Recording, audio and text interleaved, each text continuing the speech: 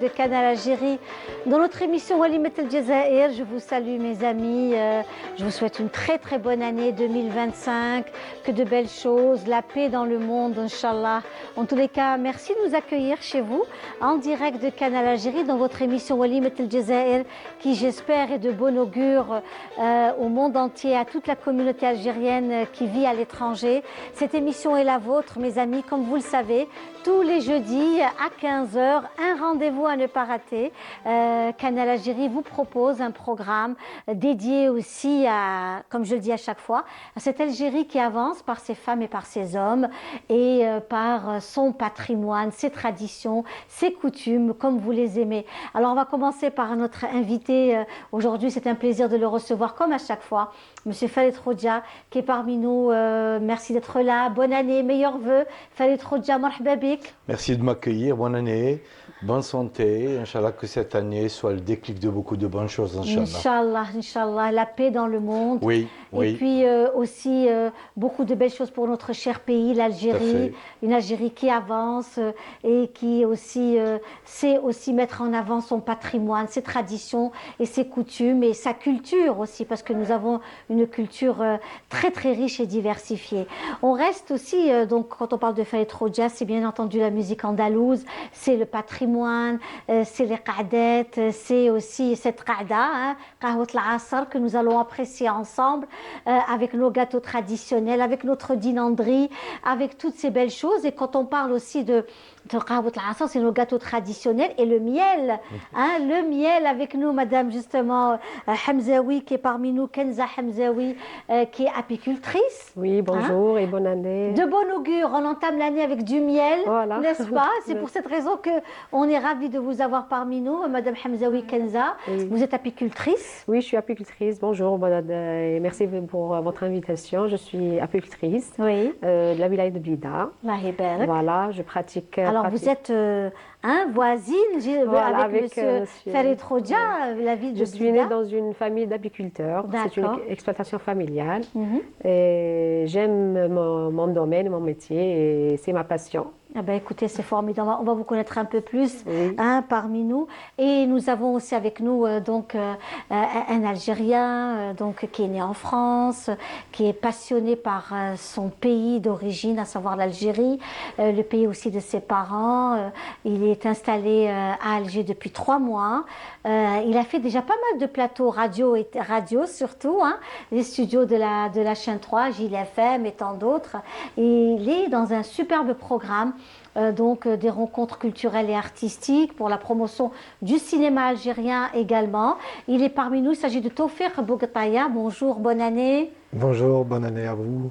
Merci d'être parmi nous aujourd'hui. Merci beaucoup à vous de m'accueillir, surtout. C'est un bonheur de vous recevoir, Tawfiq Bouguettaya. Vous êtes beaucoup dans le partage, dans la découverte de l'Algérie aussi, parce que vous découvrez aussi l'Algérie. Exactement. On a découvert qu'on avait, nous, Algériens de l'étranger, un manque. On ne peut pas avoir le même niveau de culture quand on a grandi dans un autre pays que les Algériens d'Algérie. Et donc, souvent, quand il y avait des discussions, on se retrouvait un petit peu hors sujet quand on parlait de références. Nous, on avait l'impression qu'on connaissait l'Algérie parce qu'on connaissait 2-3 références comme Hassan Tero. Et après, on connaissait un petit peu le football, on connaissait les joueurs. Mais on s'est rendu compte qu'en grandissant ailleurs, on avait une certaine déconnexion. Et que pour réellement se reconnecter avec son pays, il fallait connaître la culture. Et m'étant baigné dedans, puisque j'ai rencontré des gens qui sont des réels acteurs de la culture en Algérie, j'ai eu la chance de connaître des acteurs, des réalisateurs, des chanteurs, etc. Je me suis rendu compte de la richesse culturelle de mon pays d'origine et j'avais envie de partager ça avec l'étranger et puis aussi apporter notre touche aussi d'Algériens de France pour apporter nos compétences dans tous les domaines marketing ou technique, etc., qui serviront à la promotion de la culture algérienne. Ah ben écoutez, vous êtes le bienvenu. On va découvrir un peu plus avec vous vos rêves, vos aspirations aussi, concernant le monde du cinéma, mais pas que. Il y a aussi la musique, il y a beaucoup de choses parce que vous sillonnez un peu déjà Alger. Alger, c'est aussi une ville fantastique. Elle est en même temps mystérieuse. Elle est elle est très très particulière. Donc c'est aussi la découverte de la capitale d'Alger, cette capitale de la Méditerranée qui est tellement belle et qui ouvre ses portes. Bon, pour moi, Alger, c'est la ville la plus sous-cotée du monde. C'est-à-dire qu'on n'a vraiment pas conscience de la richesse culturelle, la richesse des activités, la richesse de toutes les cultures de l'Algérie qui se mélangent dans Alger en fait, puisqu'il y a eu beaucoup d'exodes rural, de gens qui sont arrivés avec leur culture de l'Algérie, parce qu'il y a des cultures au sein de l'Algérie qui se sont retrouvées à Alger, ne serait-ce qu'au niveau culinaire comme au niveau artistique. Il y a énormément à voir sans bouger d'Alger, sans bouger d'Alger. C'est vrai. C'est vrai, vous dites des choses, c'est tout à fait ça, parce qu'en fait, il y a des communautés de beaucoup de régions d'Algérie, donc on découvre surtout voilà, l'art culinaire, la musique, etc. On va revenir vers vous, hein, M. Bouguetaïa, puis nous avons aussi de la musique aujourd'hui encore, avec Selim Helil qui est parmi nous. Bonjour, marhaba bik, bonne année, mes meilleurs voeux. Bonne année, d'abord je vous remercie pour l'invitation, et permettez-moi de vous dire aussi que j'ai de la chance d'être en face d'une grande animatrice, voire l'une des meilleures animatrices qu'a connue la télévision algérienne. Oh, vous êtes gentil, merci. Non, mais c'est la vérité, la vérité. D'ailleurs, je le dis toujours que Linda Temedrari, c'est vraiment une école, aujourd'hui. Donc voilà, ça me fait, comme on dit, marhaba biya عندكم ومرحبا بكم معايا. Salim Helil, alors vous êtes aussi connu pour votre style de musique, de chant, c'est très très particulier, donc il y a toujours cette touche algéroise. Tout à fait. C'est arabo-mauresque. C'est ça, arabo-mauresque, exactement, exactement. Alors justement, puisque nous sommes en pleine période de vœux et nous sommes dans cette belle période donc où on présente nos vœux pour cette année 2025, on l'espère vraiment douce, accueillante, avec de belles perspectives économiques, culturelles, sur tous les plans pour notre cher pays. Donc notre collègue Lemia Boudbouda revient sur ses vœux. Elle a tendu son micro au public algérien. On suit ça ensemble et on se retrouve juste après. Je souhaite tout d'abord au peuple algérien mes meilleurs vœux pour 2025. J'espère que tout le monde se portera bien et surtout de bonnes choses le Chab Hadé ou le Bled. Que le pays se développe, que le pays puisse retrouver une très bonne santé et beaucoup de bonnes choses. إن شاء الله نتمنى في سنة حلول السنة الجديدة 2025 إن شاء الله نتمنى الازدهار الجزائر وراهي في تطور مستمر. Beaucoup de bonheur pour tous les Algériens, sans exception.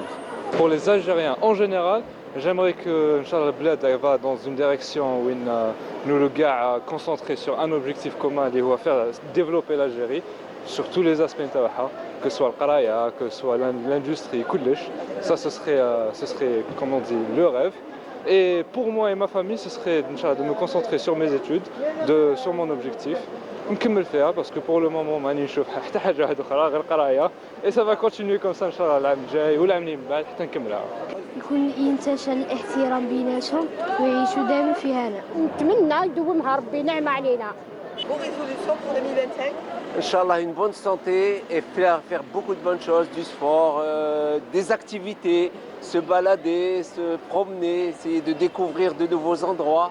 En 2025, ce que j'ai envie, نبني با بيرسوناليتي نكون انتيك مع كاع العباد نسيي ندير المليح مع كاع العباد نعاون كاع العباد المهم شغل الخير اللي نديرو عاود يولي لي انني حاب جوج جو ريوسي ما يحب والو في الدنيا. Une petite pensée aux Palestiniens, surtout les gens de Gaza, les pauvres qui souffrent. Inch'Allah, je leur souhaite ربي ينصرهم ربي ينصرهم ويحفظهم. كل الشعب الجزائري نتمنى له يعيش سعيد وفي هناء ولا باس عليه وما خصو والو. تمني الصحة، تمني الهنا إن شاء الله بسكوس جديد دياوين صحة لهنا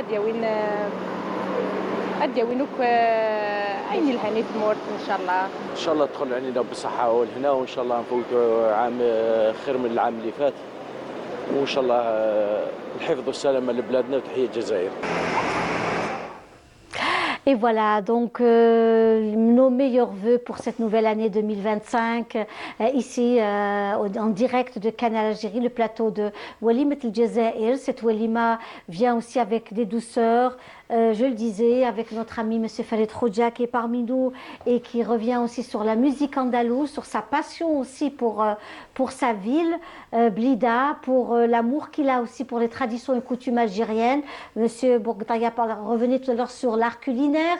Hein, sur votre page, vous revenez beaucoup sur les vieux plats traditionnels, souvent oubliés par la population. Vous revenez comme ça, comme une petite touche liée à l'histoire. Et ça fait aussi chaud au cœur parce que c'est aussi notre identité. Madame Hamzaoui qui est parmi nous aujourd'hui avec du miel, et j'espère que ce sera que de la douceur et du miel. Vous êtes dans le monde de l'apiculture de Blida. Oui. On va développer ça avec vous là maintenant. Et puis notre ami Bougtaïa qui découvre aussi l'Algérie, son pays, ses origines, ses traditions, ses coutumes. Et puis il me disait, je suis venue, j'ai plus envie de repartir parce que je me sens très très bien. Qu'à cela ne tienne. Voilà. Ouais, exactement, on ne bougera plus. Voilà, donc c'est ce qu'il me disait. Et puis, en tout cas, nous, on est très contents de vous avoir parmi nous. Et ça fait aussi chaud au cœur de voir une génération qui est née quasiment en France, qui a fait ses études en France, qui a vécu en France et qui découvre, qui a cette envie de découvrir le pays d'origine. Et puis moi, ce que je trouve d'intéressant aujourd'hui, parce qu'il faut dire aussi que grâce aux réseaux sociaux, il y a quand même des choses positives sur ces réseaux sociaux parce que je pense que vous aussi, vous avez découvert un peu l'Algérie dans ses coulisses grâce aux réseaux sociaux. J'avais quand même un attachement particulier avec l'Algérie. Je passe depuis enfant beaucoup de mois de vacances ici. Oui, mais c'est pas pareil. On a un attachement à la langue arabe, etc. Mais le vécu est différent. Pour en revenir aux réseaux sociaux, la difficulté qu'on a eue en tant que rattachement à l'Algérie, bon déjà c'est de connaître seulement sa région ou le village où nos parents nous emmenaient. Et on avait l'impression de connaître l'Algérie. Nous, on vient d'un petit village. Mon père vient de Ouadriyou, ma mère vient de la wilaya de Tlemcen, à Ounaïn. Et on n'avait pas vraiment de connexion avec le reste de l'Algérie. Donc on connaissait que ça et chacun connaissait un petit peu sa région quand on parlait avec les copains d'origine algérienne. Les réseaux sociaux, ils nous ont permis, car en France, en fait, dans les médias, on ne nous a pas parlé de l'Algérie, ou bien on nous a mal parlé de l'Algérie. Et on avait l'impression que les gens qui avaient d'autres origines, africaines ou asiatiques ou autres, ils avaient des cultures riches parce que mises en avant par les médias français. Et nous, on n'avait pas de culture et la France a toujours essayé de nous faire croire que c'est eux qui nous avaient inventés. Donc, du coup, si on n'allait pas vraiment chercher les informations et qu'on ne voyageait pas dans le pays, on a l'impression qu'on était un désert culturel quasiment.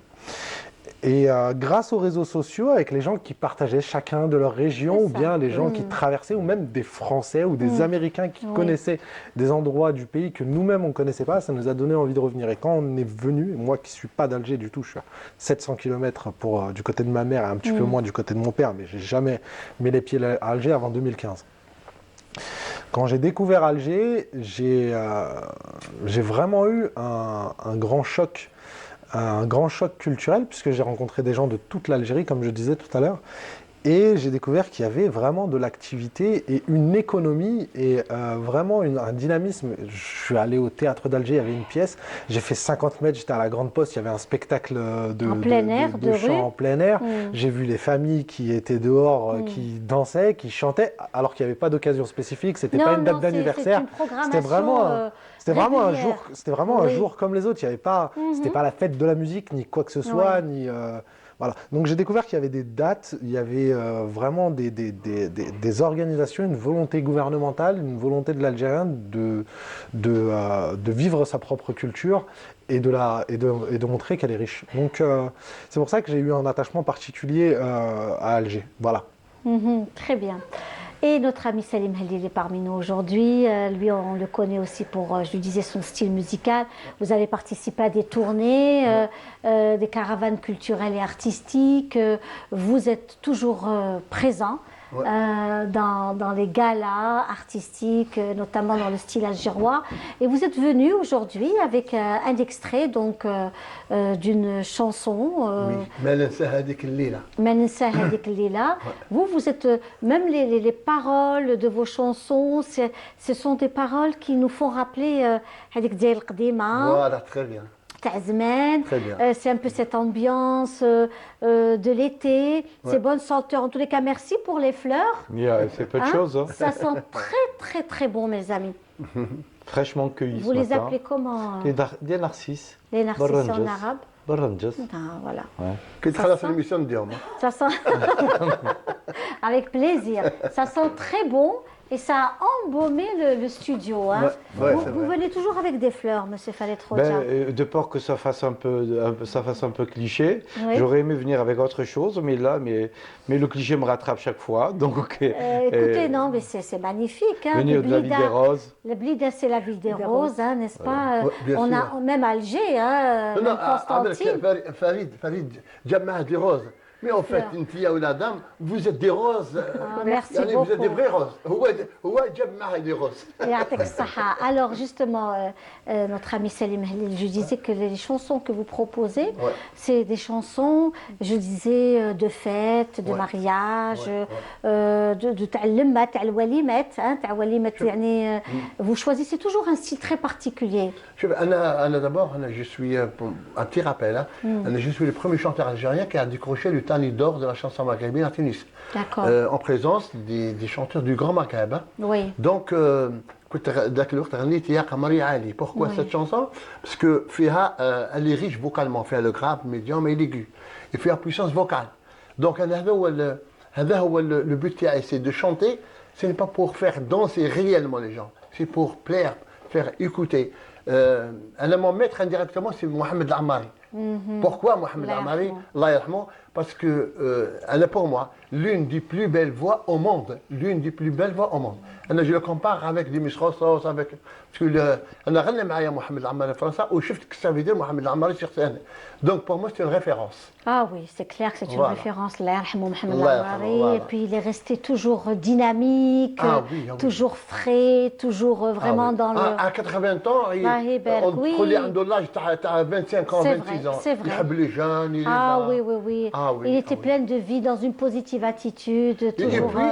Et puis c'est un artiste, c'est un vrai artiste. Tout à fait. Mais je pouvais faire des sandwichs pour faire danser, mais non.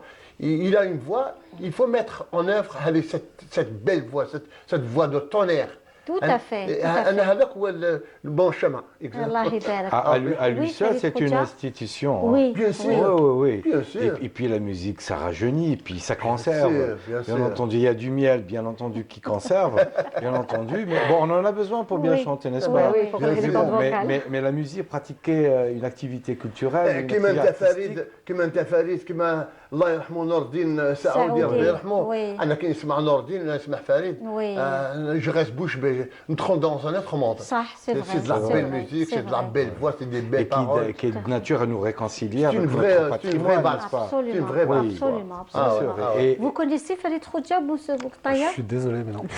Non, il y a. Tu connais? Justement, c'est ce que je disais, on est en manque de culture algérienne. Justement, vous avez tout le temps. Moi, j'ai rencontré les artistes avant de connaître leur art. Et c'est ça qui a fait que justement, bon, ils ont trouvé un petit attachement au fait que je les ai pas regardés avec des yeux de fan mais j'ai connu les artistes vraiment avant de connaître leur art. Moi, j'étais assis à côté de gens qui m'ont dit moi j'ai fait des tournées autour du monde. Moi, je te connais pas. Oui, bien sûr, bien sûr. Mais je respecte ça et justement, ça m'a donné envie justement de connaître. Et quelle meilleure manière de découvrir son pays à travers les artistes. N'est-ce pas? C'est un autre regard, n'est-ce pas? Les bienveillant. artistes, les écrivains, le cinéma, la musique. Puis vous savez, vous allez prendre beaucoup de temps parce que nous avons beaucoup d'artistes et nous avons différents styles de chant en fait. Tout à fait. Il y a de tout. C'est très diversifié, du tergui, en passant par la chanson kabyle, la chanson algéroise, constantinoise, le raï, le neili, il y a l'andalou. Chaque 20-30 km, c'est un style. Exactement. C'est cette diversité qui fait ce que nous sommes aujourd'hui. Une Algérie plurielle et fière de son appartenance historique, civilisationnelle et culturelle, n'est-ce pas? Tu as bien fait d'être installé ici à Alger. Alors on va justement, nous avons fait les projets qui vous donnent rendez-vous à la Basilique Notre-Dame d'Afrique le 11 janvier. On ira tous. Madame l'Afrique. Vous connaissez, vous avez visité la basilique Notre-Dame d'Afrique. Voilà. Ouais.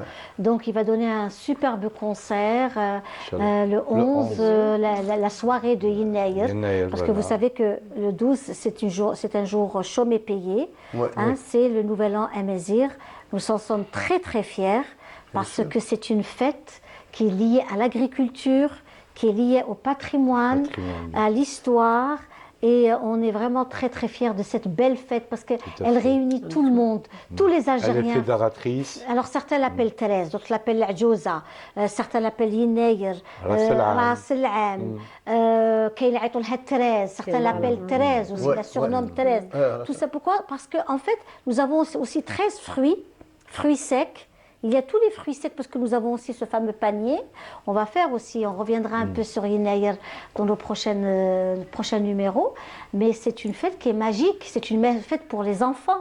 C'est une fête qui réunit toute la famille, qui est de bon augure. À Tlemcen, il y a aussi le fameux Ayred, le Ayred qui est un véritable carnaval avec des tenues où les enfants tapent aux portes pour avoir des bonbons. Il y a des chants. Ouais. Enfin, c'est une fête magique que moi personnellement j'adore.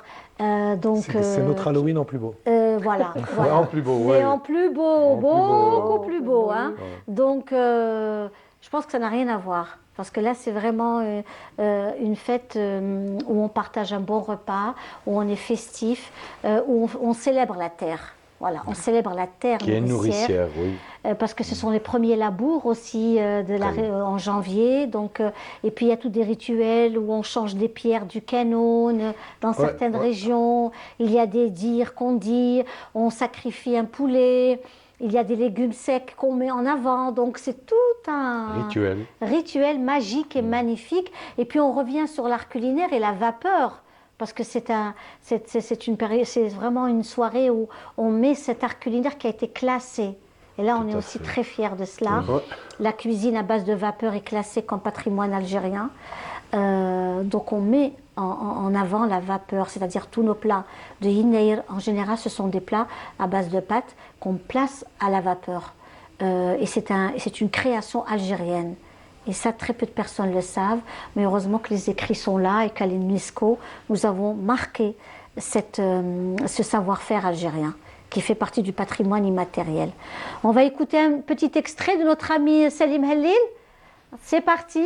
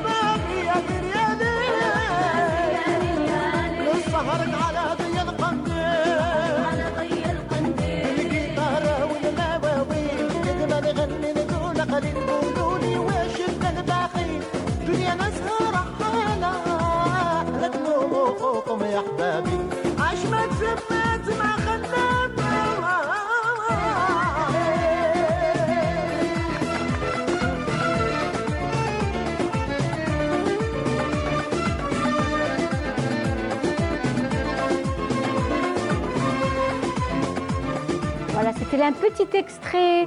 Donc c'est votre dernier single. La chanson a été composée par le Nordin Belghali. Oui, bien sûr, c'est un très bon ami. Très bien. Enfant de Blida également. Ah, d'accord. Il est connu de toute façon, Nordin Belghali. Oui. il m'a fait un album, tout un album, mais parmi les chansons, Hadi Ma Nansa Hadik Al-Lila. Oui, très bien. Ben, écoutez, ce serait bien qu'elle est très belle et puis on espère vous écouter aussi à la radio, à la télé. Inch'Allah, bien sûr. Voilà, avec plaisir. Donc, vous avez ce style où vous jouez beaucoup avec votre voix. Tout à fait. C'est pour ça que tout à l'heure, je t'avais dit que j'ai toujours choisi la chanson les cordes vocales, les techniques vocales. Mais quand tu une chanson plate, ça veut dire tu chantes plat. Tu vois. Moi, j'ai fait tout ce qui est aigu, médium, grave, pour jouer avec ta voix. Tu as une voix, il t'a donné une voix, il faut jouer avec. Donc voilà le genre de chanson.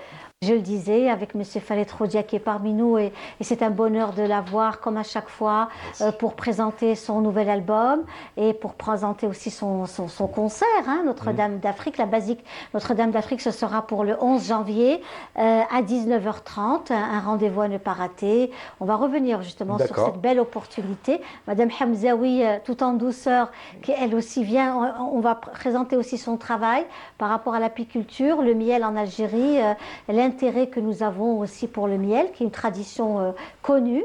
Et puis nous avons M. Boukataya Tawfiq, qui ça y est, il est d'Alger, c'est un Algérois, il ne faut surtout pas dire qu'il est d'ailleurs. Donc il est parmi nous et c'est un plaisir de l'avoir parce qu'il est aussi dans l'intelligence artificielle. Il est dans l'intelligence artificielle, il est aussi passionné par le cinéma algérien et pourquoi pas la création d'un espace lié au cinéma. C'est un plaisir de l'avoir. Et puis notre ami Selim Halil qui lui aussi est venu avec une superbe chanson. Hein, on a pu écouter un petit extrait aujourd'hui. J'espère qu'on pourra encore et encore vous écouter, partager avec vous de beaux moments. Selim Halil qui lui aussi, toujours très actif. Il est dans les tournées, il est dans les programmations musicales, au niveau de la ville d'Alger surtout. Donc il se déplace pas mal et puis on l'espère aussi le voir plus souvent. Hein, sur les plateaux télé et de radio, pour présenter aussi son travail, les textes, ce qu'il choisit aussi comme texte, comme parolier, qui vous accompagne. Oui, bien sûr, bien sûr. Comme le chanteur Jamil, toujours il y a des gens qui étaient là pour lui, des gens qui composent, des gens qui arrangent, des gens qui écrivent. Et lui parce que chanteur اليوم ولا عاد هو يكتب ويلحن وكذا منها يريسك باش يطيح في لا فاسيليتي يريسك باش يطيح في نيمبورت كوا دونك كي يكون هذا un bon compositeur ولا un bon parolier يعني هذا كل شانتور واش يحوس وان شاء الله نكونوا على حسب ظن الببليك الجيريان. En tout cas, merci d'avoir été parmi nous. Merci beaucoup. On vous remercie d'avoir été parmi nous. On va aussi recevoir d'autres personnes. C'était un plaisir. ربي يعيش. كان عندي juste un petit dédicace صادق جمعاوي تاع le chanteur تاع البحر. D'ailleurs, il passe le bonjour. On le salue, Sadaq Jemaoui, qu'on aime beaucoup. Même هو كي قال لي قبيله كنت جاي en voiture, il m'a appelé, et puis je l'ai appelé, قال لي je veux te voir, je t'invite à manger. قلت له لا عاد زين oh là là قال لي سلم عليها. Salah al-Khair, c'est une très très belle personne. C'est un artiste complet, notre ami Sadaq Jemaoui.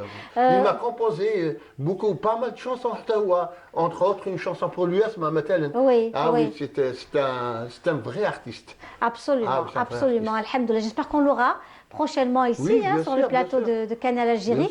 Ça nous fera vraiment plaisir de le revoir parce qu'il est toujours lui aussi dans la fraîcheur, la jeunesse, dans la création artistique, passionné. Généralement, il m'a fait écouter ces chansons pour les enfants, abandonne les enfants africains. Oh là là, c'était magnifique. C'est très bien. Ah oui, c'était magnifique. Eh bien, merci beaucoup. On va vous laisser partir, mon cher ami, et on vous souhaite une bonne année. Je rappelle aussi le Farid, mon ami, et la dame, que Lindana, pour moi, c'est la sosie de Selwa. Selwa la chanteuse. Beaucoup de personnes me le disent, effectivement.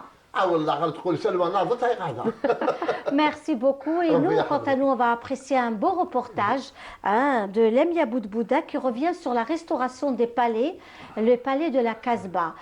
C'est vraiment un très très beau reportage que l'on vous propose cet après-midi dans Walimat El Jazair.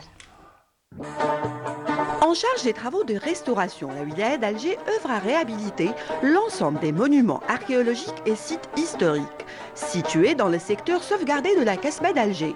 Nombreux projets ont été réceptionnés et d'autres sont en pleine restauration. À l'exemple de ce palais nommé Dar Ahmed Pacha. On est au début de l'opération, donc à peine 2 mois de lancement de l'opération. Donc on est aux travaux préparatoires pour entamer les travaux de restauration.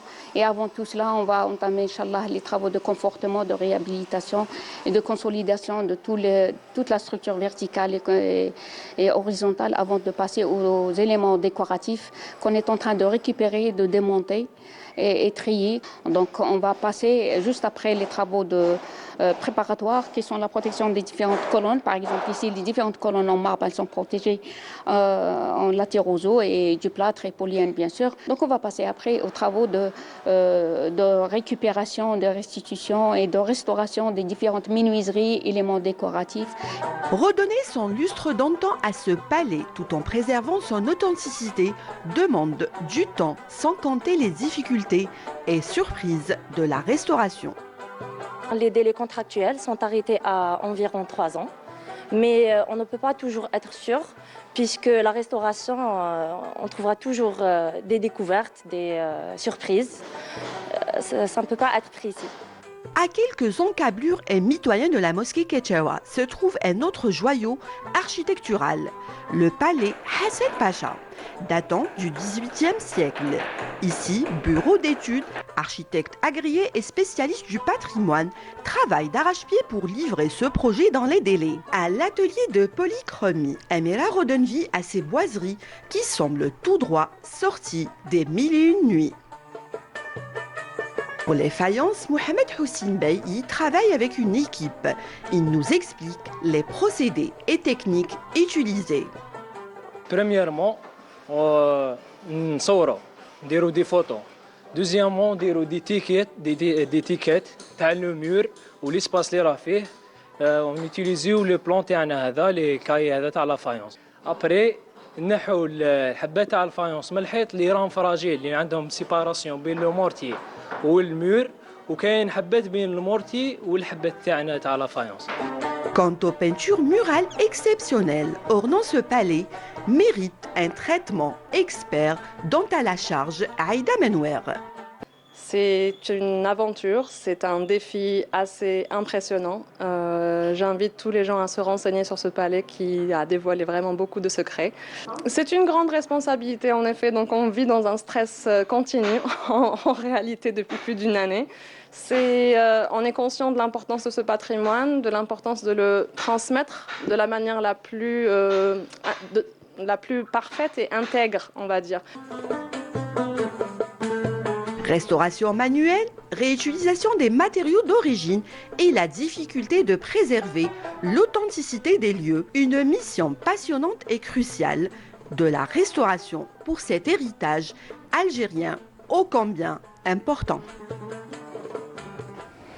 Et voilà, c'était un superbe reportage signé l'ami Aboud Bouda où on a pu visiter et découvrir ces magnifiques palais de la Casbah, de la basse Casbah. Et elle est parmi nous, Madame Soraya Benkortebi. C'est un plaisir de la recevoir comme à chaque fois. Bonne année, meilleurs vœux. Bonjour, bonne année, meilleurs vœux à vous et au peuple algérien et au monde arabe. On souhaite une bonne année et surtout que la paix règne sur terre. Voilà, surtout. Alors Soraya Benkortebi, vous nous rejoignez là maintenant, c'est un plaisir.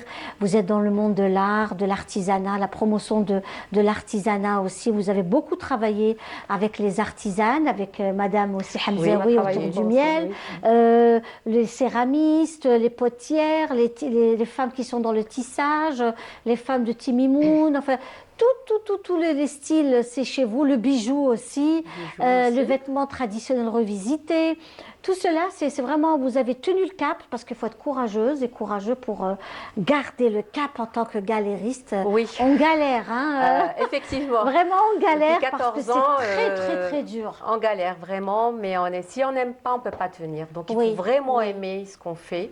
Et c'est un métier passionnant, il faut dire. C'est vraiment, et puis on rencontre de belles personnes, on rencontre du territoire national aussi. Il y a du sud, l'ouest, la Kabylie, un peu de partout, et c'est un plaisir de les recevoir à la galerie, et ça crée une variété, et c'est pour la promotion bien sûr du patrimoine et de l'artisanat algérien.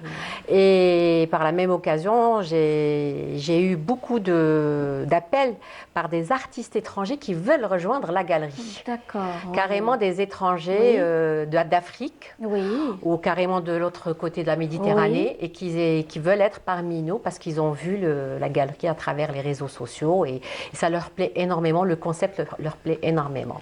Et c'est ce qu'on disait tout à l'heure avec nos amis, M. Farid Khoudja, Mme Hamzaoui et notre ami M. Bouguetaya, que grâce aux réseaux sociaux, on pénètre les pays, et là l'Algérie est en train de se faire découvrir de plus en plus.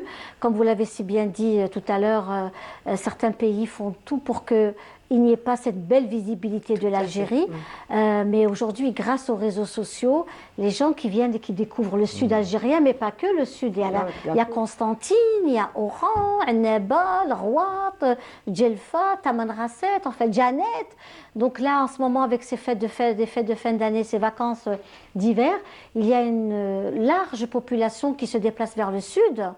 Et on sait qu'aujourd'hui, l'accès au sud pour les étrangers est quand même facilité. Très facilité. Très facilité. Vous-même, vous êtes aussi, vous avez un pied dans le tourisme également. Dans le tourisme également, plus maintenant, mais j'étais dans le tourisme. Effectivement, maintenant, on a vraiment facilité l'accès aux touristes étrangers par le biais d'avoir des visas sur place, carrément à l'arrivée, à l'aéroport, des vols charters directs de l'Europe via le sud. Donc tout ça, ça aide au développement du tourisme et de l'artisanat aussi.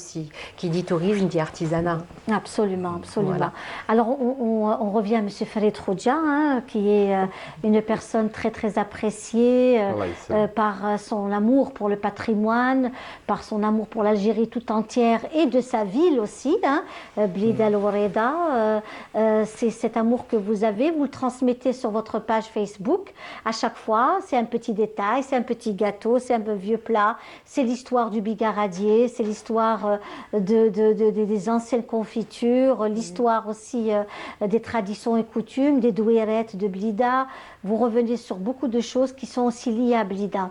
Il est très important que maintenant, il est très important que les jeunes aujourd'hui puissent puissent être convaincus qu'ils sont quand même porteurs d'une civilisation, d'une culture très policée et très raffinée.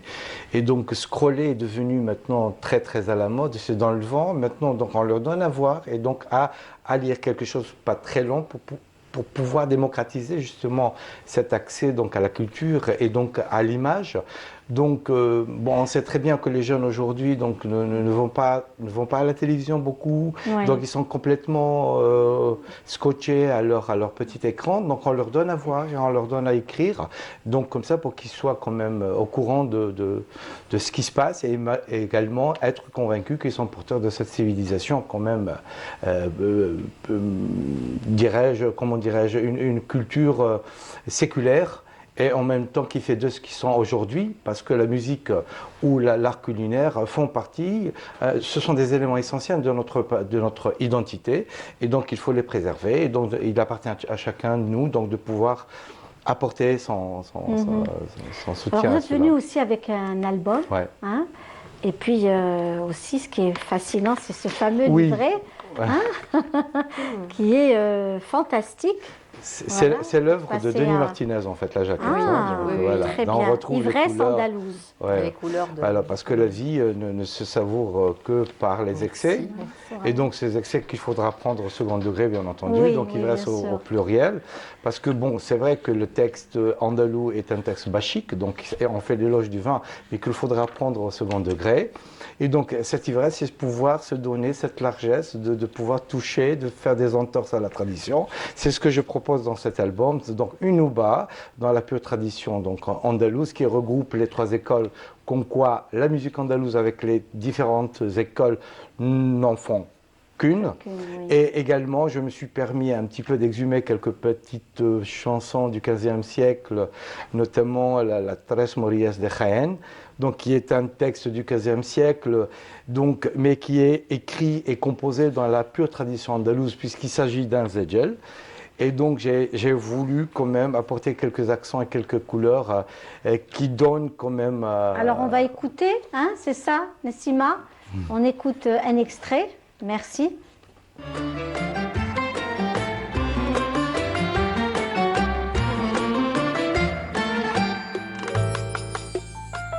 Tres Morillas me enamoran en Jaén, Aisha, Fatima y María. Tres moricas tan garridas iban a coger las cogidas en Jaén, Aisha, Fatima y María, y allá van las cogidas y tornaban desmaídas, y las colores perdidas en Jaén, Aisha, Fatima y María. Tres morillas me enamoran en Jaén, Aisha, Fatima y Maria. Là, c'est vraiment... En fait, c'est un zedjel, comme je le disais, du XVe siècle, qui raconte une histoire de tolérance, une histoire d'ouverture d'esprit, parce que c'est une chanson qui avait été écrite au XVe siècle par des Espagnols. C'est une histoire d'amour, en fait, un amour impossible, ce qu'on appelait... d'un chevalier chrétien pour Aïcha, qui était la fille du capitaine Suleiman, dans du temps d'Al-Ham. Donc on est dans les demeures d'Andalousie. Donc qui finit, elle-même promise à quelqu'un de Grenade, donc, mais qui finit finalement, et son père donc, décide après de la marier. C'est l'amour qui triomphe. Qui triomphe, voilà. Donc c'est une belle leçon andalouse, une belle leçon d'amour, voilà. Écoutez, c'est parfait. On pourra donc, on l'espère, l'écouter au niveau de le rendez-vous du 11 janvier, Inch'Allah, à la basilique Notre-Dame d'Afrique. C'est aussi un signe de paix, d'amour et de partage que vous voulez aussi transmettre, parce que l'Algérie est un pays de paix et de terre et de tolérance et de respect de l'autre. Tout à fait. Et il faut également dire que la basilique Notre-Dame d'Afrique fait partie également du patrimoine algérien. Bien sûr. N'est-ce pas? Et donc pouvoir se produire dans ce bel espace qui est dédié au culte, mais qui est devenu un espace culturel, un pôle culturel. C'est quelle chance j'ai de pouvoir me produire là-bas, et donc sous cette coupole, cette voûte céleste, et pouvoir chanter l'amour. Parce que Dieu est amour. Absolument, absolument. Mais c'est magnifique. Vous avez participé également au festival de la chanson, la musique, la chanson Arabi de Blida. C'était un moment magnifique. J'étais présente et on a passé un très très bon moment à Blida. On revenait sur Blida en espérant que Blida est aussi un espace culturel, qu'elle est aussi une maison de la culture, un palais de la culture. Blida gagnerait beaucoup à avoir un palais de la culture à elle, où on pourrait venir à Blida de partout pour assister à des concerts de musique, du théâtre, des expositions de produits artisanaux, que l'on puisse assister à des conférences et des projections de films. Tout cela, ce serait vraiment quelque chose de formidable et qui puisse aussi se faire donc dans cette belle wilaya qui est très importante. Parce que sur les 50 wilayas que compte notre grand pays, beau pays, seul Blida ne dispose pas d'infrastructures pouvant accueillir des événements culturel. Et on se demande, on se pose la question, pourquoi on est en 2024, rien n'a été fait à l'instar des autres wilayas. N'est-ce pas? Pourquoi sommes-nous à chaque fois obligés de se délocaliser sur Alger ou ailleurs pour pouvoir se présenter, enfin se représenter et pouvoir donner des...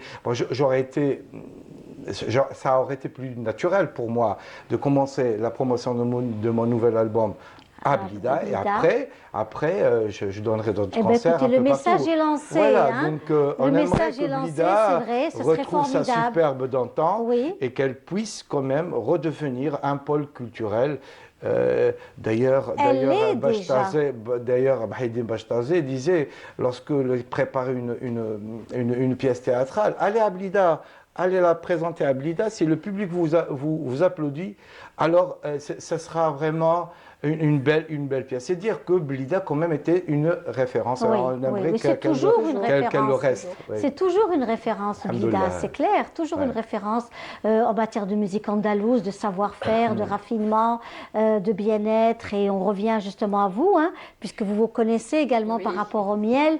Comment vous êtes retrouvée dans ce monde, le monde du miel? Comme je vous ai dit, je suis née dans une famille d'agriculteurs. Voilà. Et j'ai aimé ce domaine et je me suis tout de suite pris le travail de mon père. Et voilà. À Blida? Oui, notre atelier c'est à Blida, la Chifa. La Chifa, Moi, je suis spécialisée dans la production de gelée royale et l'élevage de rennes. Oui. Voilà. À l'élevage de rennes. Et c'est un savoir-faire très particulier. Hein. Donc, vous avez fait des études? Oui, oui. On travaille avec les universités, on travaille sur notre race d'abeilles algériennes, l'athélienne, et on essaye d'améliorer notre race algérienne pour qu'elle devienne plus productive et qu'elle donne plus de production. Avec les changements climatiques qu'on a en ce moment, c'est difficile le métier est devenu un peu difficile. Et vous avez été l'une des rares entreprises à exporter aussi le miel? Oui, oui, avec Monsieur Chalen, notre organisateur d'événements à l'étranger. C'était très difficile de faire sortir le miel à l'étranger pour l'exposer. Et il a fait beaucoup pour moi.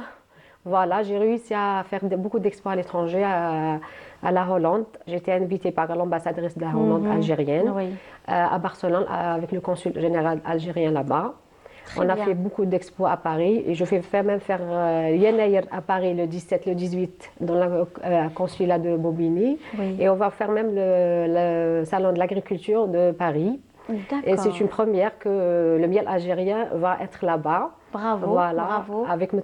Chalal, il m'a beaucoup aidé pour faire sortir le miel. Bravo, c'est formidable. Donc Yenaïr, vous serez sur... Oui, et Yenaïr, je vais le faire en Algérie, bien sûr. Bien sûr, et puis ça sera à Dar Abdeltif le 10, le 11 et le 12. Très bien. Yenaïr à Dar Abdeltif. Soyez la bienvenue. Voilà. Avec Madame Lydia Lajouzi, voilà. Il y aura plus de 50 exposants là-bas. Artisans là-bas. C'est un très bel événement. Il ne faut pas le rater. Il ne faut toujours pas rater les belles expositions, même chez Madame Soraya Belkortebi, qui elle aussi organise beaucoup de belles choses à chaque événement. Et ce qui est magnifique, c'est qu'on se lie d'amitié avec ces femmes, avec ces messieurs, parce que c'est un monde de l'artisanat qui est aussi très très fort et très puissant.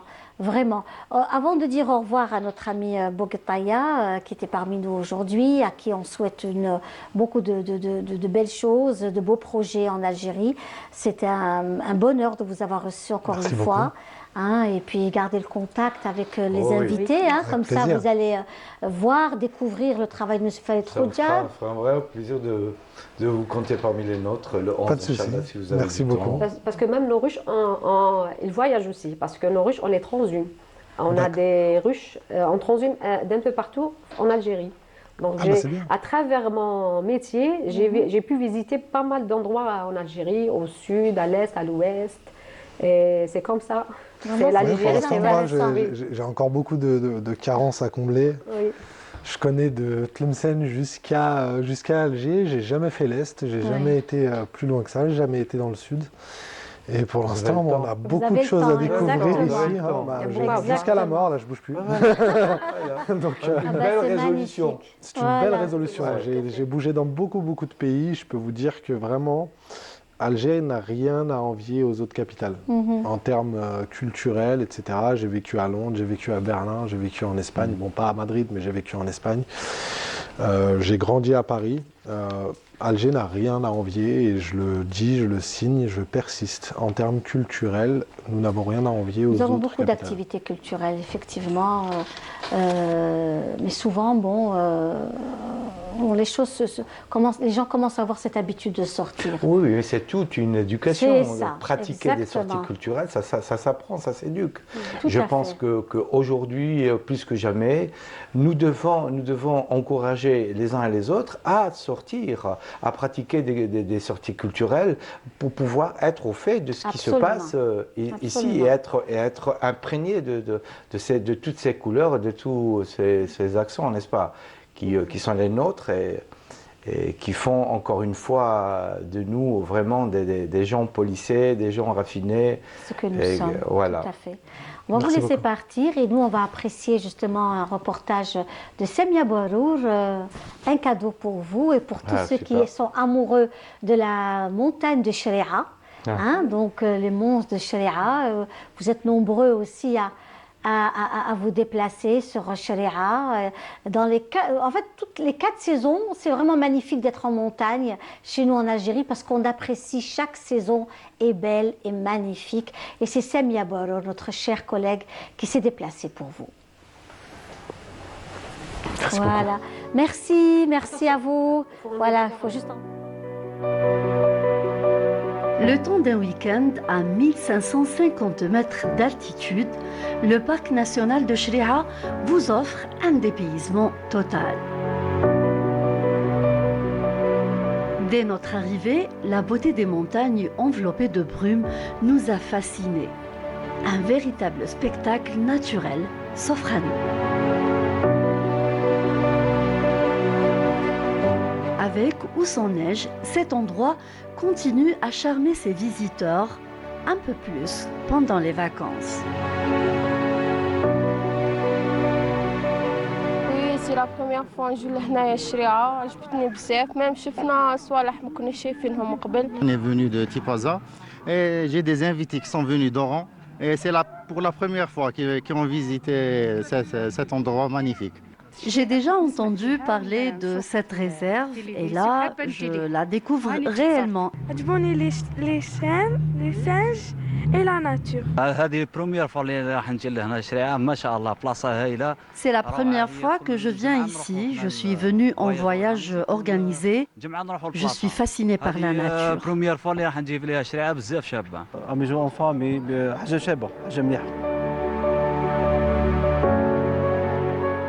S'étendant sur plus de 26 000 hectares, ce parc national situé à seulement 50 km au sud-ouest d'Alger demeure une destination très privilégiée des amateurs d'aventure et de découverte. C'est la nature, c'est très beau, c'est une... D'ailleurs, je suis habitué, donc je viens à chaque fois que j'ai un peu de temps libre, je ramène mon fils pour un petit peu profiter de cette nature, de cet endroit. Même s'il n'y a pas de neige, la nature est magnifique. C'est une découverte, ce parc magique. Le parc de Chréa recèle un important potentiel de biodiversité. Il existe 816 espèces de flore au sein de cette réserve, dont 15 espèces protégées. Cèdres, pins, alep et autres. Sans oublier la richesse phonétique très variée avec la présence de 394 espèces, dont 49 espèces protégées, aigles, singes, hyènes et autres.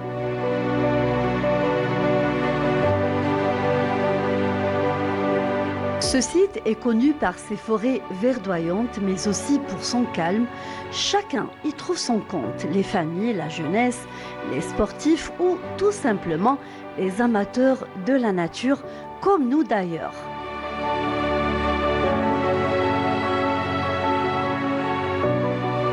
Nous pénétrons dans les bois, un endroit qui coupe le souffle, qu'il faut absolument préserver. Il n'y a rien à dire, hein. Nous avons un très beau pays, donc on profite à chaque fois dès qu'on pourra, donc on profite. C'était vraiment fabuleux, c'était magnifique. 1, 2, 3, vive l'Algérie! Merci.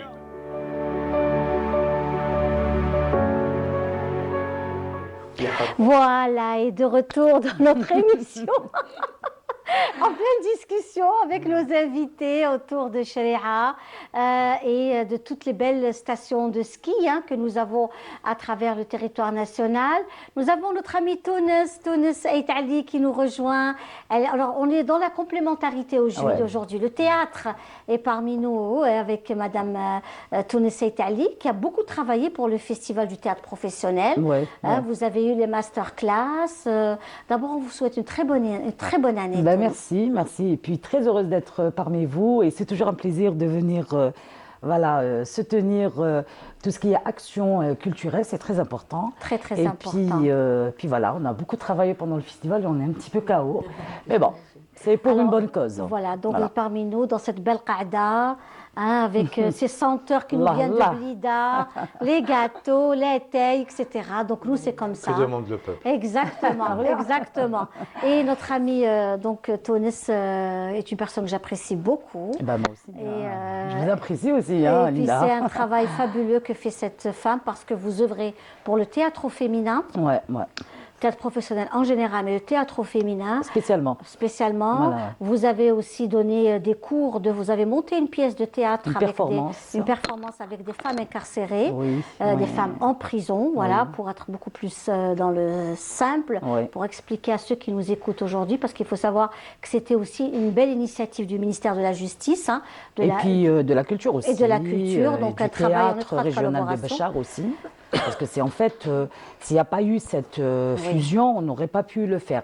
Et je crois que c'est un troisième modèle où j'étais la seule femme à accepter de le faire au sein d'une prison, à Béchar. Et voilà, c'était une très très belle expérience et je souhaite qu'il y ait d'autres initiatives par rapport à cela. Écoutez, c'est formidable parce que souvent, de belles choses se passent et nous ne sommes pas au courant. Par exemple, ce genre d'initiative. Quand même. Absolument. Et enrichissante à tout point de vue. Humainement, artistiquement. Mais grâce à vous, grâce à votre émission, grâce à votre intérêt, et je le dis tout le temps, l'intérêt que vous portez à l'art, c'est très important parce qu'en fait, nous, lorsque nous faisons le travail, on ne peut pas suivre au niveau de la communication, on peut pas tout faire, quoi. On est tiraillé parfois. Voilà. Mais heureusement, on a des amis qui nous appellent et qui cherchent un petit peu à savoir ce qu'on fait, ce qu'on ne fait pas. Et puis nous, on est là pour donner toutes les informations qu'il faut pour en fait promouvoir cette partie artistique et culturelle qui est le théâtre, parce qu'en ce moment le théâtre il est un petit peu mis de côté parce que ça devient un peu difficile de le faire financièrement parlant et aussi par autre chose, mais nous essayons quand même d'aller vers l'avant et de faire de belles choses. Ce festival a eu de très bons échos. C'était un très beau festival. Il y a eu le off et le in. Donc, il y a eu aussi une très bonne nouvelle, c'est que le petit théâtre de la rue Arbi Ben Mehidi, théâtre casino comme on l'appelait à l'époque, est ouvert maintenant tout au long de l'année. Vous avez joué aussi dans ce petit théâtre. Vous avez donc pris un texte de Ahlam Stranmi. Oui, que j'ai adapté il n'y a pas longtemps, que je viens de finir, qui est bête, commencement.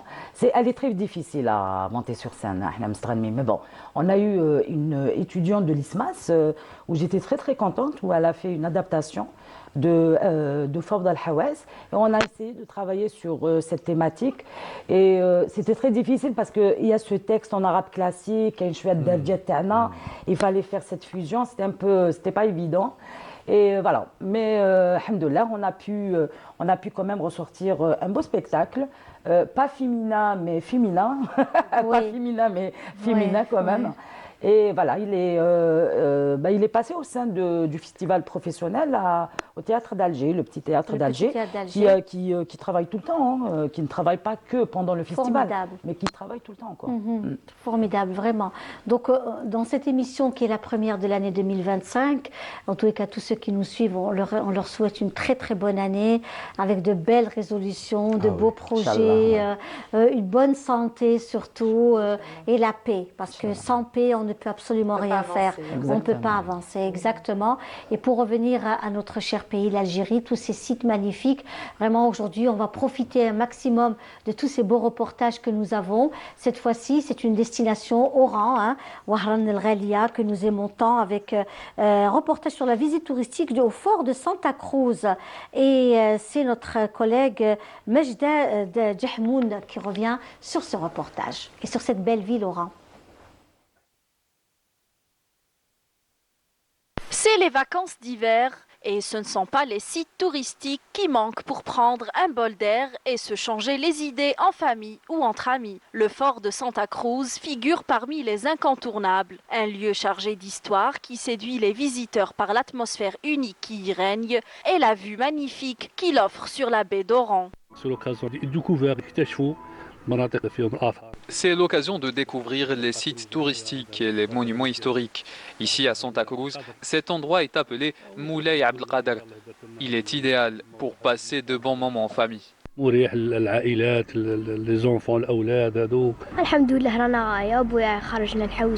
C'est très agréable ici. On est allé au jardin, au parc d'attractions aussi. Cette fois-ci, papa nous a amenés ici pour découvrir ce site. On veut s'amuser un maximum durant ces vacances. Les arènes, un joyau unique en son genre en Algérie et en Afrique, ont également toute leur place dans la vie culturelle d'Oran et les amateurs sont nombreux. Je suis venu avec ma femme et mes enfants pour leur faire découvrir Oran. Nous avons visité plusieurs endroits et c'est autour de ces arènes.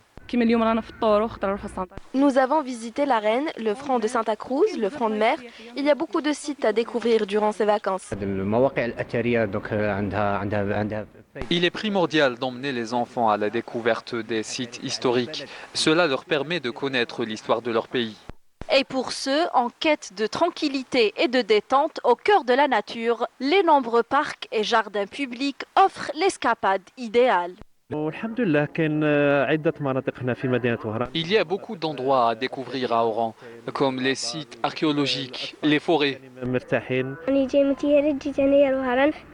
Je suis venue de Tiaret avec ma famille pour visiter Oran. Nous sommes allés au parc d'attractions, en forêt aussi. Et maintenant, on visite le fort de Santa Cruz. Avec ses innombrables sites touristiques, culturels, historiques et naturels, El Berria a tout pour plaire. Son charme séduit les visiteurs des quatre coins du pays.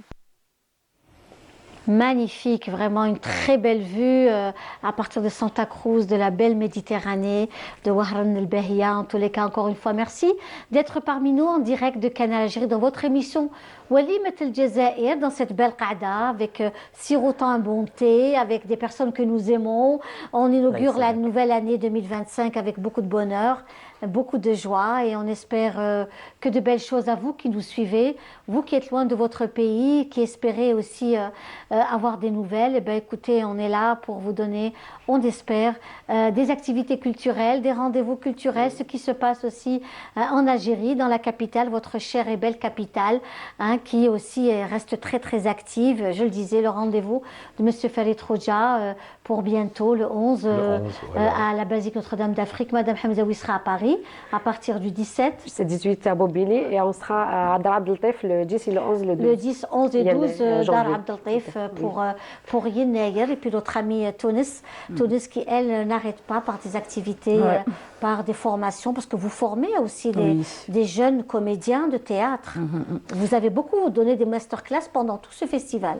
Pendant tout le festival où on est sorti par une performance pour la clôture. Et en fait, cette expérience, elle va être reprise à partir du mois d'avril. Et là, dans 5 jours, on repart sur le Rouad pour un nouveau montage d'un monologue en préparation du festival féminin qui sera pour le 7 février, Inch'Allah. À Annaba, voilà. Et puis, voilà, espérons que ça va être une belle compétition, quoi. On l'espère vraiment. On l'espère vraiment parce que aujourd'hui, le public a un intérêt pour le théâtre. Beaucoup de jeunes. Beaucoup de jeunes viennent aux représentations théâtrales. Et même il y a au eu des conférences. Oui, même au masterclass. Là, on a eu quand même 100 jeunes qui sont venus. Il n'y a pas que chez moi, c'est-à-dire il y a eu trois ateliers avec Abbès pour tout ce qui est théâtre pour enfants, le pantomime chez notre ami Lotfi Bensba, et puis tout ce qui est acting chez moi. Mais il y a eu beaucoup de demandes, beaucoup de participation, et ça c'est une ère, c'est-à-dire c'est magnifique. Il faut encourager ces formations, ces masterclass, il faut encourager ces durées là, parce que bon, en une semaine on ne peut pas tout donner, mais pourquoi ne pas réfléchir à 10 jours, même un mois, pour ressortir avec un grand spectacle avec ces jeunes-là qui cherchent que à apprendre et à être actifs et sur scène, quoi. Et voilà, moi je remercie vraiment le staff de cette édition pour le festival professionnel, parce qu'ils ont fait vraiment un grand effort d'avoir accepté tous ces élèves-là, parce qu'il y a toute une organisation derrière. Et puis, alhamdoulilah, on a eu quand même un bon résultat. Le théâtre au féminin aussi. Voilà, le théâtre au fémin qui est vraiment... Ça vous tient à cœur, hein, Toris? Oui, parce qu'il n'y a pas beaucoup de femmes qui portent des projets, et on se demande pourquoi, parce que bon, entre nous les femmes créatrices, on se connaît, et lorsqu'on est là en discussion, le blocage il est où? On se demande toujours où est le blocage pour les créations de pièces de théâtre, ou bien même au cinéma. On n'a pas beaucoup de féminin dans l'aspect, que ce soit au cinéma, au théâtre, bon, la musique, c'est-à-dire les sujets sont traités, les sujets. Voilà, ils sont traités par des hommes. Par des hommes et mais par on des n'a femmes. pas beaucoup de créatrices. Pas beaucoup de créatrices. Et là, la question se pose. Est-ce que c'est... Je ne sais pas, est-ce que c'est des projets qui ne sont pas déposés? Mais il faut faire quelque chose. Il y a ce festival féminin que Sonia, Allah yarhamha, a laissé derrière elle. On doit le maintenir, on doit faire des choses pour qu'il y ait cette création féminine tout le temps, quoi. Pas qu'au féminin, même au festival professionnel. Là, on est content parce qu'il y a eu quand même une metteuse en scène cette année, et c'était très très bien, et voilà quoi. Voilà. Très bien. Voilà. Alors nous allons justement suivre un autre reportage donc, sur donc, le tourisme saharien, parce que c'est aussi la belle saison du tourisme saharien, avec notre collègue Sabrina Kishroud. Des dunes de sable fin à perte de vue et bien plus. Bienvenue à Oued Souf ou El Oued, perle parmi les perles du Sahara algérien, là où les touristes peuvent contempler tous les éléments qui peuvent constituer le désert. Ici, toute halte offre une facette sans pareille pour le voyageur qui arpente les différents axes de la ville aux 1000 coupoles. Les marchés et les traditions locales sont à découvrir ou redécouvrir au gré de la haute saison du tourisme saharien. Les touristes venus de l'étranger viennent et reviennent. Loin d'être lassés de ces paysages, ils s'énamourent des dunes et des oasis d'El Oued. C'est ma première visite du Sahara algérien. Je viens d'Autriche, je suis tombé amoureux de cette belle terre. Chaque zaouïa livre ses secrets, surtout la nuit. Et les étoiles. Il n'y a que dans le Sahara algérien où nous pouvons ainsi admirer les étoiles. Je suis subjugué par la beauté du Sahara. Dans mon pays, il n'y a pas de tels paysages, ces étendues de sable et ce soleil éclatant. L'instauration il y a 2 ans de la procédure du visa de régularisation dans les aéroports du Sud a créé un appel d'air pour le tourisme vers les 14 wilayas sahariennes. Le renforcement des équipements et des infrastructures dédiées comme les hôtels complète le tableau, facilitant un flux touristique bénéfique pour l'économie locale et nationale. J'ai visité de nombreux pays et croyez-moi, l'Algérie n'a rien à envier à d'autres destinations. El Oued est connu pour son tourisme, surtout pour ses traditions. La beauté unique d'El Oued, un des joyaux du trésor du Sahara algérien, a tout pour émerveiller les yeux du monde. Plus qu'une carte postale, elle offre une halte contemplative qui remplit le cœur du voyageur, qui en revient plus songeur. Voilà, magnifique coucher du soleil. En tous les cas, ce qui est certain, c'était là, la ville aux 1000 coupoles, El Oued, que l'on vous a proposé aujourd'hui. On a pas mal voyagé hein, à travers Alger, Chérira, Oran, donc El Oued, et puis donc tout ça, c'est vraiment l'Espagne avec vous, Khaled Khoudia. Et justement, on va écouter avec notre ami Khaled Khoudia encore un morceau que vous nous proposez aujourd'hui. Qui est en fait une suite naturelle du Tres Morias de Jaén, parce qu'il faut savoir que Blida est un point de chute de Morisque, et donc le chevalier chrétien qui était éperdument amoureux donc, de Aïcha était également une Morisque. Donc voilà, donc ça a été très naturel pour moi de pouvoir continuer à chanter Blida et chanter l'Andalousie. Oui, voilà. On va écouter un extrait, hein?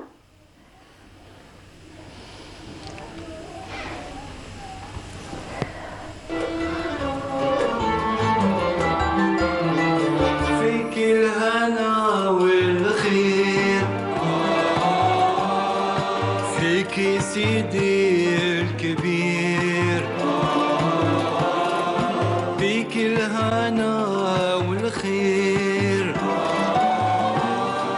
فيك سيدي الكبير محلاك يا البليدة يا الغالية يا الوريدة الشيخ الزوبر يا سعدي اسطنبولي والبوليدي ما ننسى دحمن بن عاشور بالرياسة شيخنا المشهور محلاك يا البليدة يا الغالية يا الكبيدة قسم والنوني ما ننساه والحاج المحفوظ يا محلاه في بالي دني مارتينيز بحسيت فنانين عزاز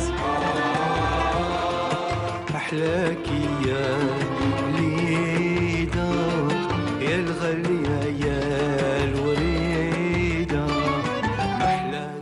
Mahlaki ya Blida, une belle chanson hein, qui relate un peu l'histoire de Blida, les personnalités phares de Blida. Vous êtes passé des maîtres, des chanteurs, des personnalités cultes, du culte aussi.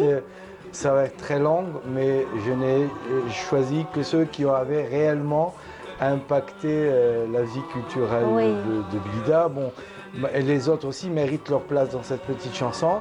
Bon, mais on n'avait pas assez d'espace pour pouvoir mettre tout le monde dedans.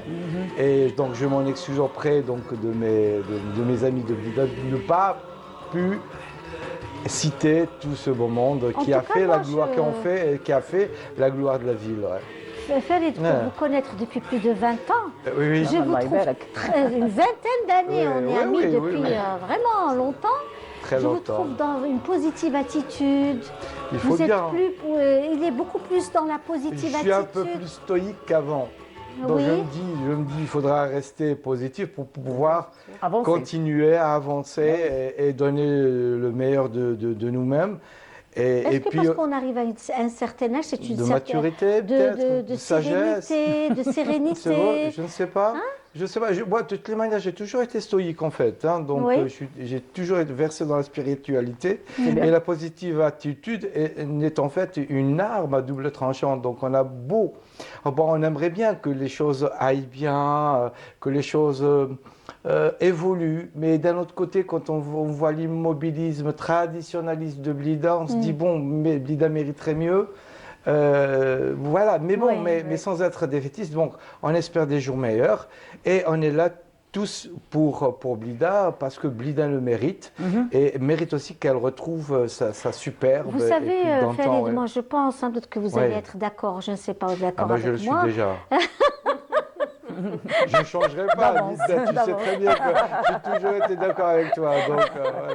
Je pense qu'une chose, c'est que Rien ne peut changer si nous-mêmes nous n'allons pas, nous prenons pas l'initiative de changer. Bah oui, tout à fait. On cite Blida aujourd'hui, mais je pense que si nos amis, les Blidéens eux-mêmes décident d'apporter un plus à Blida et de changer les choses vont changer oui, dans le positif. Linda, dans le toi et moi, nous regardons dans la même direction.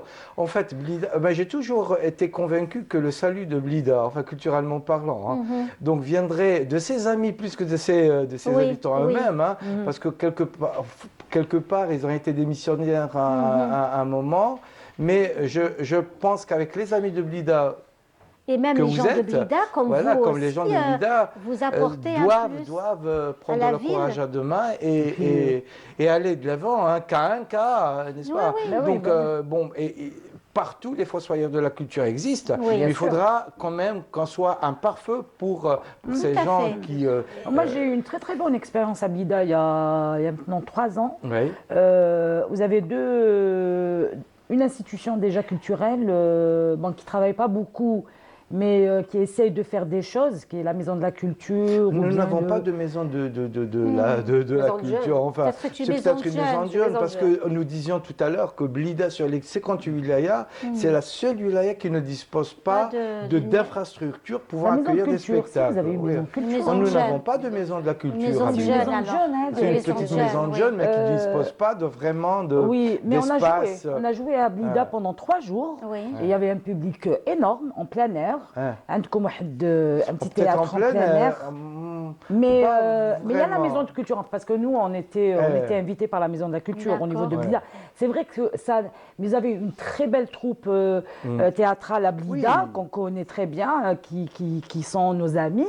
Mais c'est vrai que, c'est-à-dire, il n'y a pas d'élite. Les ténors du théâtre. Il n'y a pas d'élite, il n'y a pas de... Il n'y a pas de continuité. Il n'y a pas de continuité, faute d'encouragement, faute d'espace pour accueillir des événements pareils. La seule bien nommée Qaat Mohamed Touré est en réhabilitation depuis des années. Des années, pas encore ouverte. Et on n'est pas prêt de la voir de sitôt en fait. Donc moi et tous les Blidéens qui sont investis de cette mission de redorer le blason de la ville, espérant qu'un jour Blida puisse avoir sa propre maison de la culture, avec des salles d'exposition, à l'instar de toutes les autres wilayas. Là, Denis Martinez, il aimerait bien faire des expositions, organiser des expositions à Blida, mais il n'y a pas d'espace. Donc il est obligé de se délocaliser sur Alger ou ailleurs pour pouvoir montrer. La dernière fois, c'était, tu t'en rappelles, Linda, à Dar Abdeltif, magnifique. Donc voilà, tu avais assisté En Marge également, j'avais animé, donc là, joindre la musique à l'art plastique. Donc c'était quand même une expérience très enrichissante. C'est toujours lui. Mais la culture ne va pas sans les infrastructures, qui lui sont dédiées. Mais après, il y a le ministère de la Culture, il faut faire des demandes, il faut y aller vers... Mais il y a un immobilisme qui est quand même navrant. Très bien. En tout cas, le message est lancé. Voilà cet après-midi dans Walimat El Jazair. Et on espère un beau retour pour cette année 2025. Inch'Allah, sous de bons auspices. Voilà, avec de belles choses, Inch'Allah. Parce que déjà, ça bouge dans cette belle région. Il y a eu ce concert de musique, ce festival de musique en Andalouse. Ça a été un beau signe, un bel événement. Et puis, je suis certaine qu'il va y avoir pas mal de choses. Vous avez aussi votre concert. Oui, à la Basilique Notre-Dame. Le 11 à 19h30, donc vous y êtes tous cordialement invités. Donc nous fêterons notre amitié. Et quoi de beau que l'amitié pour pouvoir amorcer l'année 2025. Et en parler pour avoir des espaces à Blida. Et en parler, exactement. En profiter. Elle me tend toujours une perche. Voilà, en profiter. Il y a aussi quelque chose de très intéressant. On est venu aussi sur votre belle ville, la ville de Blida. C'est le café littéraire. qui existe aussi. On s'est retrouvés aussi ensemble, on s'est retrouvés, voilà. C'était aussi il y a des choses qui se font, mais malheureusement pas très, comment dirais-je, bruité, je dirais, c'est bien gros mot. Il n'y a pas de visibilité. Il n'y a pas de visibilité. Vous savez pourquoi? Parce que très souvent, les organisateurs ne médiatisent pas. Exactement. Et moi, je leur en veux. Je leur dis, quand vous faites un événement, il faut appeler. Médiatiser. Venez vers moi ou vers d'autres, mes collègues, pour pouvoir médiatiser. Et les gens viennent. Parce que les gens aiment les villes. Ils aiment Blida comme ils aiment Boumerdès, comme toutes les régions d'Algérie. Ils sont prêts à se déplacer pour un week-end. Venir, c'est soutenir. Oui, tout à fait. Et apprécier. Apprécier aussi. Bien sûr. Nous le faisions déjà du temps de Chantal Lefebvre, tu t'en rappelles? Oui, bien sûr. Voilà, donc elle organisait des causeries tous les jeudis et elle invitait donc toutes sortes d'artistes, de musiciens, de libraires, d'écrivains, d'auteurs, d'autrices. Voilà, et c'est elle qui avait insufflé cette dynamique culturelle à Blida, et d'autres associations prennent le relais aujourd'hui aux grandes dames. Très bien. Écoutez, ça va. Je suis certaine, moi je suis très confiante parce que. Non, il faut l'être, Linda, il faut l'être. Sinon, on n'a pas. Et puis, on n'a pas le choix. On n'a pas le choix. Il faut avancer. Voilà, il faut avancer. Ces dernières années, ça a vraiment bien bougé.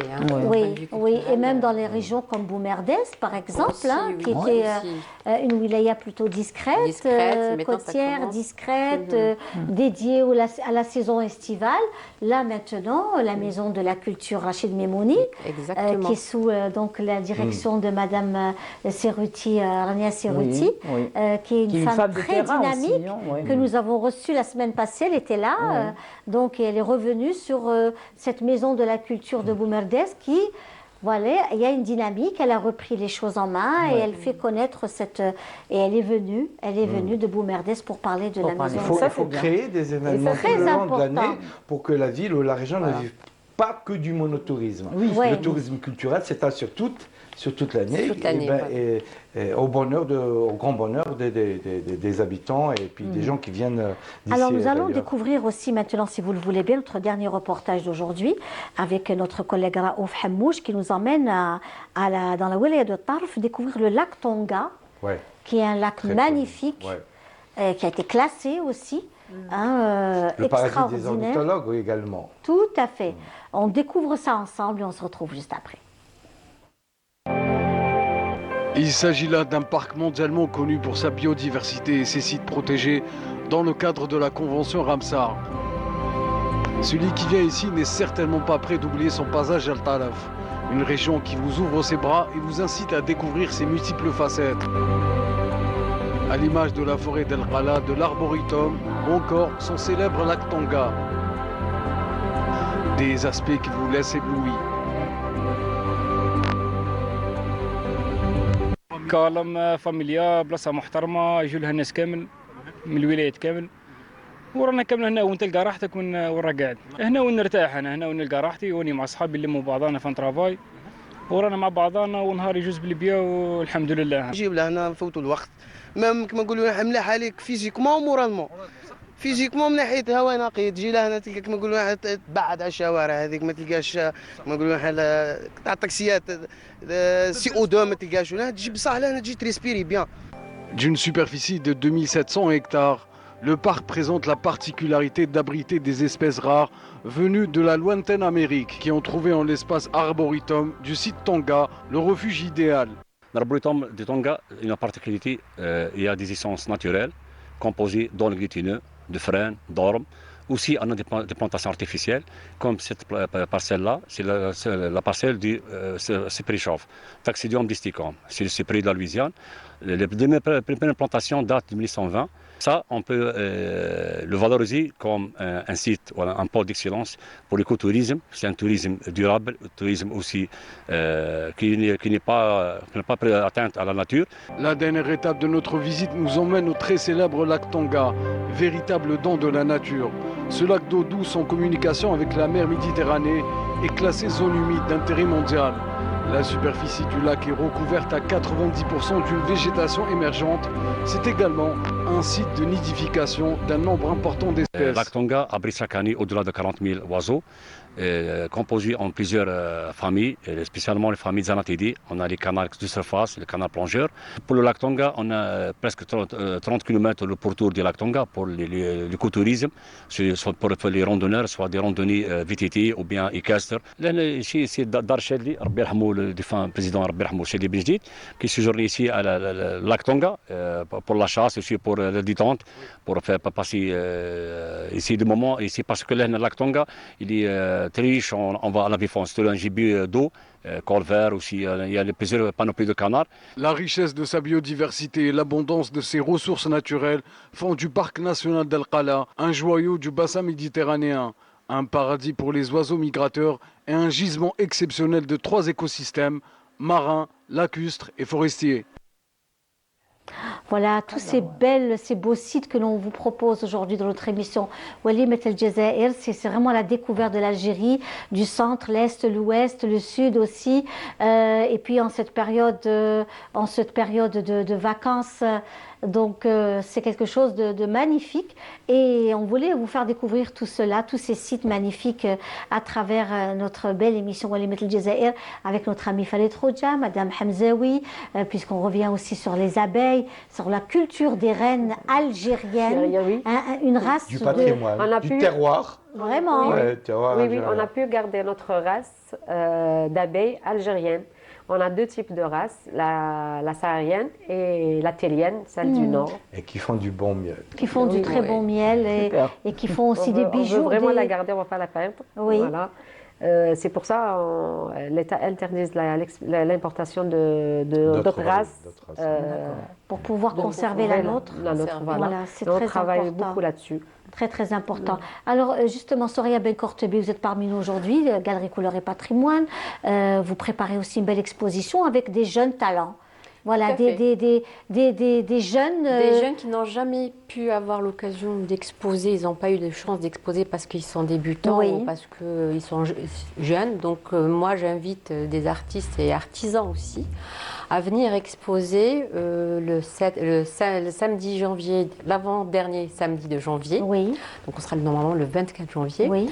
À venir exposer gracieusement au niveau de la galerie Couleur et Patrimoine pour les faire...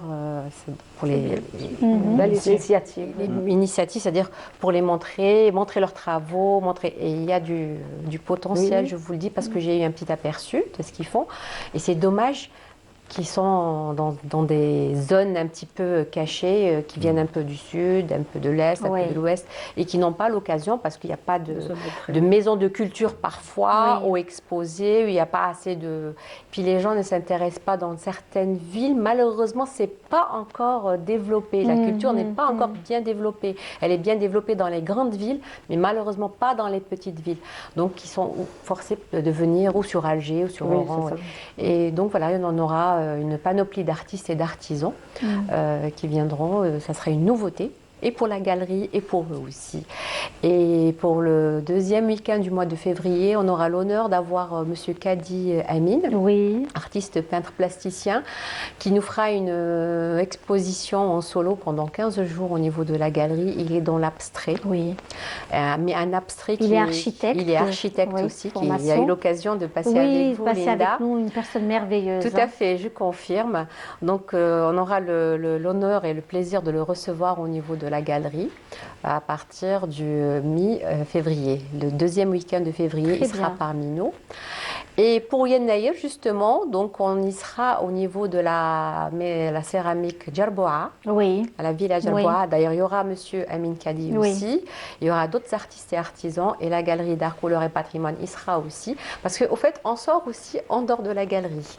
Donc on fait bien. des Vous êtes représenté dans d'autres événements. Vous représentez la galerie couleur et patrimoine ailleurs. Exactement. J'ai été invitée récemment, mais malheureusement, je n'ai pas pu assister avec la galerie Konos, que je remercie, que je salue et que je lui souhaite bonne année. Elle a fait un très bel événement. Vous connaissez cette galerie, monsieur Écoutez, je connais pas mal de galeries, mais je ne saurais nommer les unes. Il y a les beaucoup autres. de galeries qui... Qu'est-ce qu'on disait tout à l'heure? C'est-à-dire qu'ici, au niveau de la capitale, il y a beaucoup d'initiatives personnelles. Et ce sont des femmes et des hommes qui se constituent en galerie, courageux. En tout cas, moi, ils se lancent. Voilà, moi, personnellement, j'étais invitée par Madame Soraya dans sa galerie. J'ai exposé et c'était une très belle expérience avec elle. Et une très belle organisation aussi. Une bonne manière de démocratiser l'accès à la culture. Mais c'est aux citoyens aussi de se prendre en charge. Tout à fait, bien sûr. C'est les deux, quoi. Voilà, les deux en même temps. Voilà, pour pouvoir rester. Attendre que... Exactement. Se prendre en charge. Et même pour les expositions telles que vous allez faire à Paris.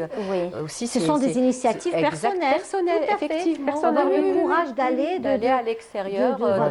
C'est pas facile. Certaines maisons ouvrent leurs portes pour accueillir des expositions. Donc c'est de l'art vivant. Absolument. Et donc des maisons qui se transforment en galeries, en espace donc culturel. Même au petit théâtre.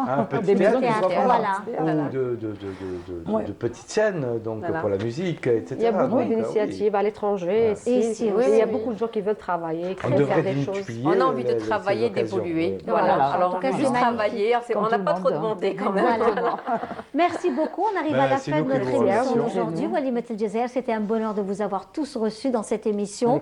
On entame l'année 2025 avec beaucoup de bonheur et de joie, de la paix, Inch'Allah, sur toute la planète. Et puis, encore une fois, je vous dis, Tahalla on a fait le Jazair. Salam alaikum.